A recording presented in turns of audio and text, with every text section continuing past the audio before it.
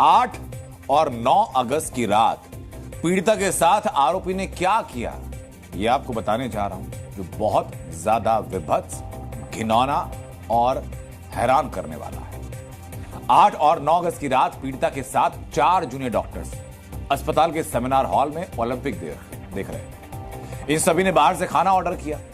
ये सभी जेवलिन का इवेंट देख रहे थे। इवेंट खत्म होता है तो पीड़िता को छोड़कर बाकी डॉक्टर्स वहां से चले जाते हैं। पीड़िता को पढ़ाई करनी थी तो पढ़ते पढ़ते नींद आ गई। तो रात करीब 3 बजे कुछ डॉक्टर्स ने उसे सेमिनार हॉल में सोते हुए देखा। 3 बजे डॉक्टर्स ने देखा कि वो सही सलामत सो रही। सुबह 4 बजे आरोपी संजय रॉय को अस्पताल के सेमिनार हॉल में ब्लूटूथ डिवाइस पहनकर जाते हुए देखा गया।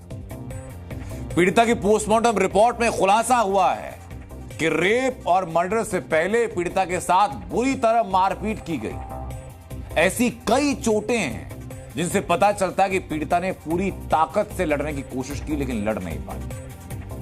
हाथापाई हुई। उसके दौरान हॉस्पिटल के टूटे हुए शीशे से पीड़िता की आंखों पर और सिर पर चोट की गई। सोचिए जरा, जो टूटे हुए शीशे थे उनसे पीड़िता की आंखों पर चोट की गई, जहां से खून निकला। माना जा रहा है कि आरोपी ने पीड़िता का सिर शीशों पर मारा, पटका उसको। पीड़िता के चेहरे पर कहीं खरोंच थी, जिससे माना गया कि आरोपी ने पीड़िता का मुंह बंद करने के लिए मुंह को दीवार से रगड़ दिया था। आप सोच पा रहे हैं क्या हुआ उस बच्ची के साथ।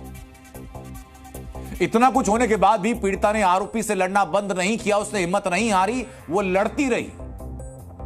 आरोपी ने पीड़िता का गला जोर से दबाया और इतनी जोर से गला दबाया कि गले की हड्डी टूट गई। पीड़िता का शोर रुक जाए तो उसका गला और उसका मुंह दबा कर रखा हुआ। तब सोचिए, आंखों के अंदर, आंखों के ऊपर शीशे तोड़े जा रहे हैं, मुंह को दीवार से रगड़ा जा रहा है, मुंह और गले को इतना जकड़ दिया गया कि गले की हड्डी टूट गई। 4 बजे अंदर घुसा और 5 बजे वारदात को अंजाम देने के बाद बिना ब्लूटूथ के सेमिनार हॉल से बाहर निकला। यानी 1 घंटे के अंदर यह सब कुछ हुआ। उसके कपड़ों पर, उसके जूतों पर खून लगा था। ये 1 घंटे के अंदर की घटना है। इस मामले में जिस आरोपी को पुलिस ने गिरफ्तार किया वो टेक्निकली कोलकाता पुलिस का आदमी है। ये सही सुन रहे हैं आप।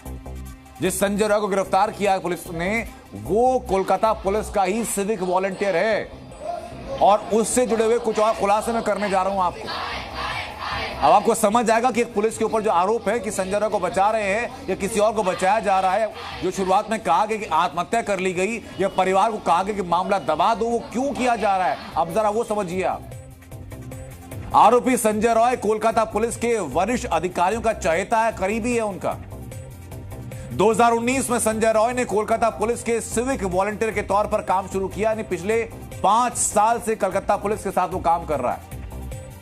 आरजीकर मेडिकल कॉलेज की पुलिस चौकी में वो काम करता था। पुलिस का करीबी था, मुंह लगा था, चहेता था और इसलिए अस्पताल के सारे विभागों में जाता था।